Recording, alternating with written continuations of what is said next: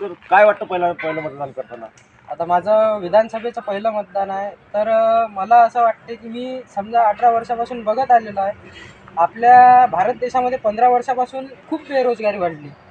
तर माझ्या मते आपलं जे सम्राट भाऊ डोंगरदिवे आहेत, यांची जी महाविकास आघाडी सरकार आहे, यांनी वचन देऊ केलं की आम्ही प्रत्येक रोजगाराला रोजगार देऊ.